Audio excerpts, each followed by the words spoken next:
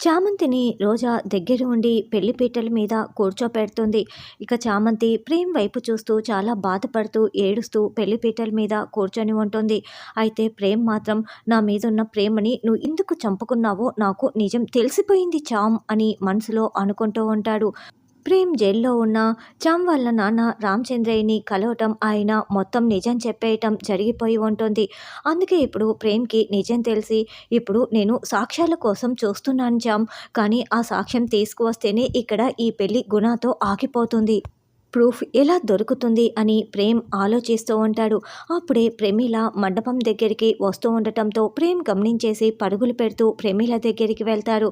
తన మొబైల్లో ఉన్న శివయ్య ఫోటోని చూపిస్తూ, ఈయన మీకు తెలుసా, ఎక్కడైనా చూసారా అని అడుగుతూ ఉంటే, ఈయన శివయ్య గారు సార్, త్రిపాఠికి శిక్ష పడేలా చేద్దామని నాకు ధైర్యం చెప్పారు సార్ అని ప్రమీల చెప్తుంటే, అప్పుడే గుణ పెళ్లిపీటల మీద చామంతి పక్కన కూర్చొని ఉంటాడు.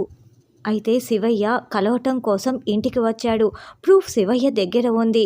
శివయ్య ఎక్కడ ప్రూఫ్ ఇచ్చేస్తాడేమోనని భయపడి ఆ త్రిపాఠి గుణ ఇద్దరూ కలిపి శివయ్యని కిడ్నాప్ చేశారు అని ప్రేమ్ అనుకుంటూ ఉంటాడు. ఇప్పుడు ఆ శివయ్య ఎక్కడ ఉన్నాడో కూడా తెలియదు కదా సార్. ఆ శివయ్య దొరికితేనే ప్రూఫ్ ఎక్కడ ఉందో మనకు తెలుస్తుంది. మరి ఇప్పుడు ఎలా సార్ అని ప్రమీల అడుగుతూ ఉంటే, ఇప్పుడు ఎలా బాబు, ఇంకో గంటలో ముహూర్తం దాటిపోతుంది. ఇప్పుడు వీళ్ళ పెళ్ళి కూడా పూర్తయిపోతుంది. ఇప్పుడు ఆ సాక్ష్యాన్ని సంపాదించటం ఎలా, శివయ్యని కనిపెట్టడం ఎలా అని చంద్రిక అడుగుతూ ఉంటే, అదే చందు నేను ఆలోచిస్తున్నాను అని ప్రేమ్ ఆలోచిస్తూ ఉంటాడు.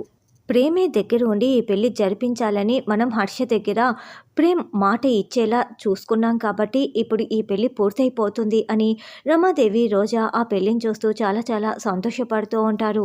వీడియో నచ్చినట్లయితే ప్రతి ఒక్కరూ లైక్ చేసి ఛానల్ని సబ్స్క్రైబ్ చేసి దయచేసి హైప్ ఇవ్వండి.